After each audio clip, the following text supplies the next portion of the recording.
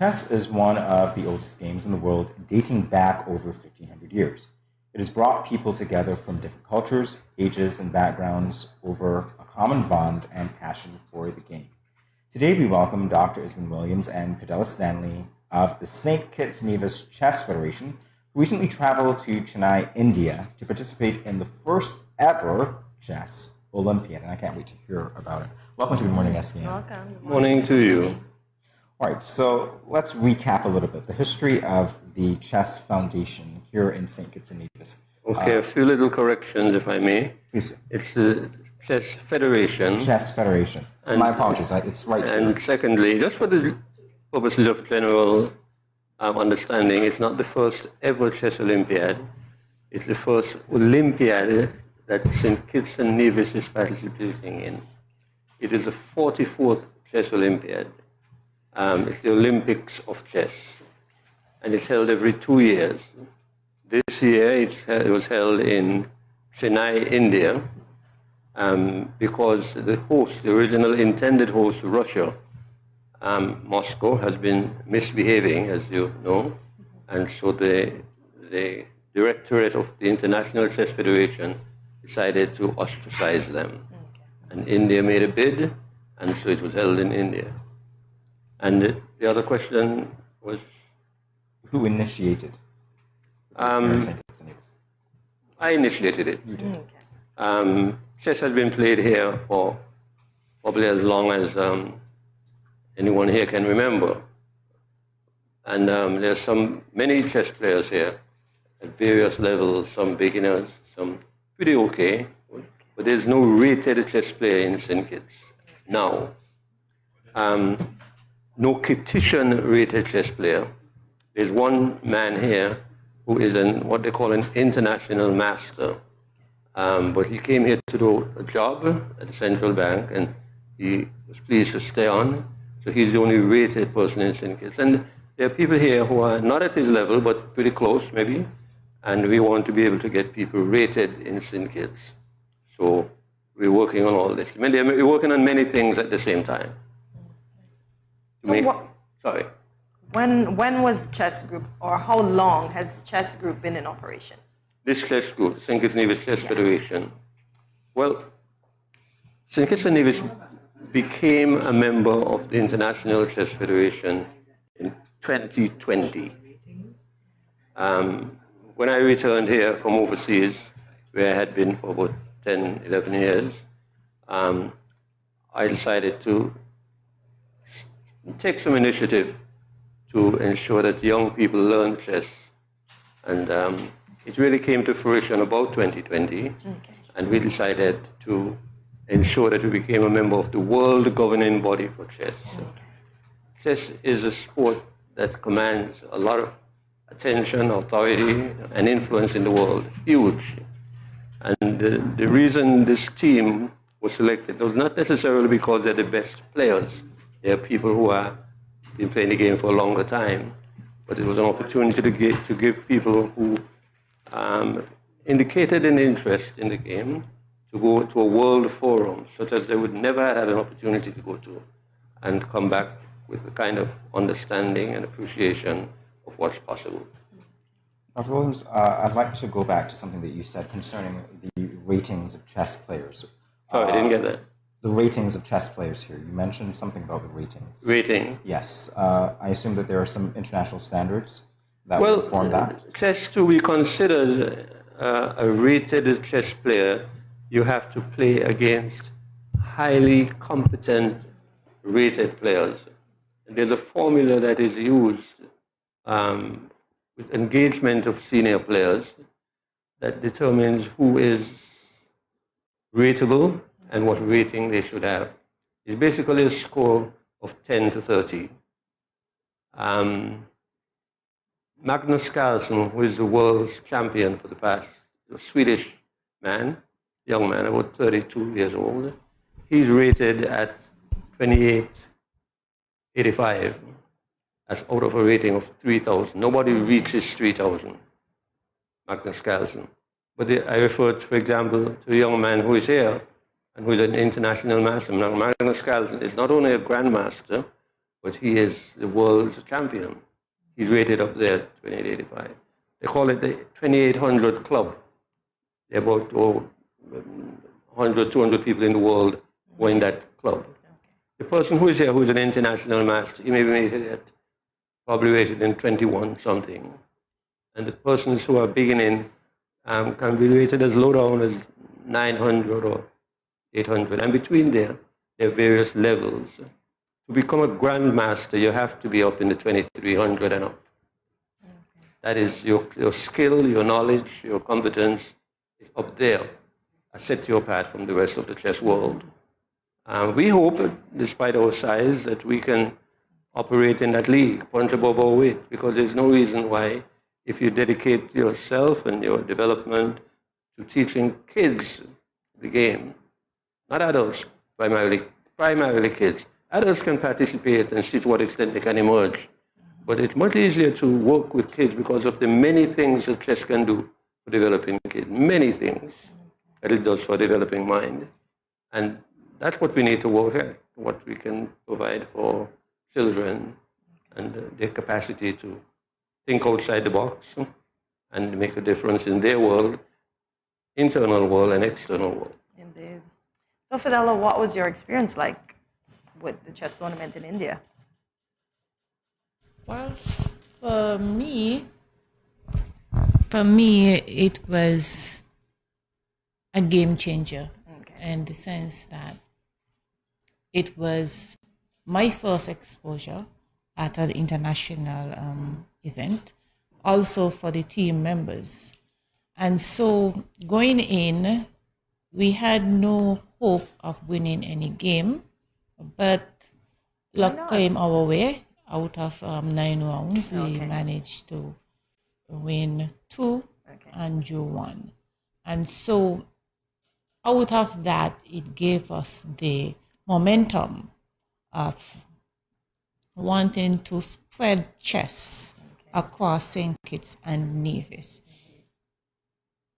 Let me go back. I said going back because prior to our departure, I said to my team members and said, look, we don't expect to win any game. But the big picture that I want you guys to bear in mind, we're going out there to represent St. Kitts and Nevis, and we must seize every opportunity that come our way. And so that opportunity or the opportunities came our way, and so we were able to get some success. But generally, the exposure that we got from out there, we really want to know that we return and able to change the mindset of persons in St. Kitts, because chess is, as we would say, is not a sexy thing in St. Kitts. You want to hear about the football, the dominoes, but when you speak to people about chess, they say, oh no, that is going to hurt my brain and they take too much out of it. But the reality of it, that chess is a sport, a game that really equip you for your overall development. You think about time management, you think about analytical skills. Chess bring all this out for persons. And so we want to encourage persons to reach out to us as a federation and become involved in it. We want to be able to send 2 teams. Let me take back. We only sent 1 team. That was an open team, which was a composition of male and female. Generally, there are 2 sections, the all-female section along with the open section. And so in 2024, which will be the crowning of FIDE, I said crowning because FIDE will make 100 years. And it, as you can anticipate when you reach such milestone, how grand the affair would be. And we want to be able to have 2 teams represented at the next Olympiad, which is scheduled for Hungary. And so we want to have an open team an all-female team. So you, as a young lady, want to encourage you and others to really become a part of the movement. And yes, Jamie, you're not left out. The males still have the option of being a part of the open team. So we have 34 pieces. Okay. On each side, we have 16 white and 16 brown. Okay. Not necessarily white and brown, they can be black, but they're basically two different colors. Okay. So in the front here, we have 8 pawns. These are what used to protect your back row, and vice versa. Okay. So we would say that the pawn, on its first move, it can move either 1 space or 2 spaces, but only on its first move. Okay. In order for it to capture, it captures in a diagonal manner. Okay. So for example, you find that if you have a piece here, Yes. in order for it to capture, it has You to cross. capture. Oh, okay. Nice. Yes. Okay. And then we have our rook, which move horizontal and vertical. So it moves alongside Or up. That is the only direction it can move. Wow. And in moving, it captures along the lane. So let's take, for example, we will move this, it can go and capture. It cannot go and capture in a diagonal. Got you. Has to be straight. Yes. Got that. And then we have the knight that most persons refer to as the horse. Yeah. And the reason why they refer to it as the horse because the horse tends to jump. Okay. So you find that this is the only piece can jump over pieces. Wow. So you find that it moves forward and in a diagonal manner. So this would be it move. Okay. And if someone is there, it can also capture that piece that is there. Oh, wow. Then we have the knight that move in a diagonal manner. I just move it that we can clear the way. It move along a diagonal based on the color. So there are 2, so you find that it move on the blue diagonal. Got you. And then we have the king. The objective of the game is to capture the king. Okay. And once you capture the king, the game is over. Over. Wow. Yes. Checkmate. Well, the only thing that I know. But I think you'll also know about the queen. Okay. I'm learning today. As they say, women rule, so they're free to go wherever they like. So the queen, it is the only piece. It can move horizontal, vertical, diagonal, wherever, and capture. Chick. So Yes. How long does the other team or player have to decide how to respond to your move? Is there a time limit? it depends because you can have a quick game, say 10 minutes, some 90 minutes. So it all depends once you have a time. If for some reason your time run out, well, you lose because you run out on time. But you must be able to calculate how you want to make your move before your time is completed. Okay. Which I would imagine, Dr. Williams, is one of the benefits of chess for children. The strategy, Jackson. Yes. For benefits for children. For children, well, as I mentioned earlier, this is the emphasis that we place. Your mic, sir. I'm sorry. The emphasis that we place on the learning of chess is directed primarily towards the young kids, youth, people coming up. There are many people who play the game. Some of them play it very well, and some know the rudiments and build on the rudiments and think that they're great stuff. But there's so much to chess if you want to advance yourself. But what it does for us as well is, in the case of children, it improves their concentration, and adults. Children who learn chess perform generally better in school in all subjects than kids who don't know chess. It's been shown in many educational jurisdictions that this is the case. Concentration is improved, problem-solving skills is improved, both mathematical and life. You learn to be patient. You learn to understand how to strategize for optimum benefit. You need to understand what your opponent has done, why he has done it, and what you need to do with patience. We learn, for example, logic.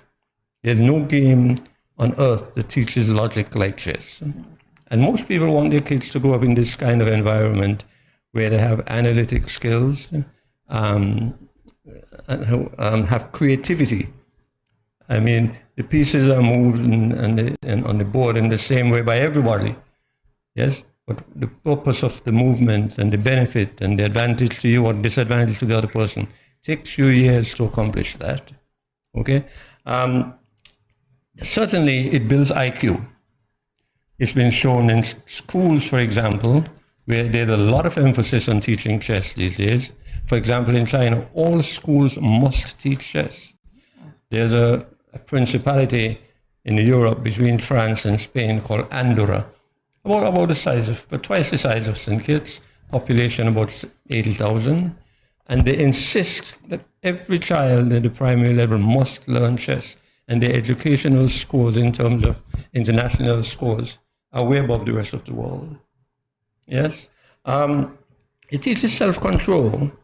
When you think you're frustrated and you want to just knock all the men off the board because you did something wrong, so it teaches restraint, self-control, respect for the person on the other side. All chess games, it is advocated, must start with a shake of the hand. So if Ukraine and Russia are playing and they don't want to start with that handshake, they are disqualified. Oh, wow. Oh, that's good to know. Oh, it's a very powerful game. It teaches patience. You may think that, okay, I lost a very important piece. Each of these pieces has a different value. Yes. And you could lose the most powerful piece, the queen, and win the game with patience. By understanding what do I have left that I can do that compromises this person. In life, that is how it is too. When you think you're losing, you're probably winning and you don't know. Yes. But if you throw it away in early, you would never know. Exactly. It teaches us, in kids, mathematical and thinking skills. Simple as this board is, if you're trying to teach graphs to a kid, this board teaches them graphs. You have the y-axis, the x-axis and the y-axis, and that's how every square is named. This square is F4. Okay. That's the same coordinates that you use. And there are many other things that you learn just from the simple board. Memory. I can play you a game now, and whatever the status of the game, I recall it when I go home tonight and I think about it. Then I can go back next week and set out the board exactly as it was. Okay. Because you have learned to memorize and what the situation is, what the impact could be, and what you might or might not have done differently. It teaches so many things. As I mentioned, not getting frustrated easily, so you learn self-control. Dr. Williams, if I may, because you have listed so many benefits and you are advocating that children should participate in this game as well. If there are parents, as I'm sure there are, who are interested in contacting you, or they call the Kitts-Nevis Chess. Right into, oh, sorry, that camera, yes. You can say it to them. Sorry? Open invitation to them right into that camera. Okay. Parents interested in getting their kids involved, call the Kitts-Nevis Chess Federation and speak with Ms. Stanley. As I say, we will do our best to ensure that as many parents, children as possible become involved, because we know that the outcome would be tremendous. Number. And your number, yes. The telephone number. 765-1979. 765. Did I say that right? Yes. And it is Ms. Stanley. She's the executive coordinator of the Chess Federation, the Kitts-Nevis Chess Federation. All countries who are members of the UN, sovereign states, are invited to put forward a chess federation. It's a lot of work, and building it to a respectable level is even more work. Being able to organize this kind of stuff to take people to an Olympiad is tons of work. So I have to compliment Ms. Stanley for putting it all together. I handed it over to her and said, you make it happen if you think you could do it.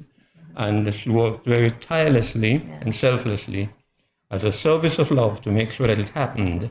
And I think Kitts-Nevis has participated at the highest level in the chess world. So give her all the credit. Well, Stanley, we thank you, and Dr. Williams, you as well, for shedding light on a very important game in the work of the Kitts-Nevis Chess Federation. Thank you so much for gracing us with your presence and for this demonstration as well. It's been our pleasure.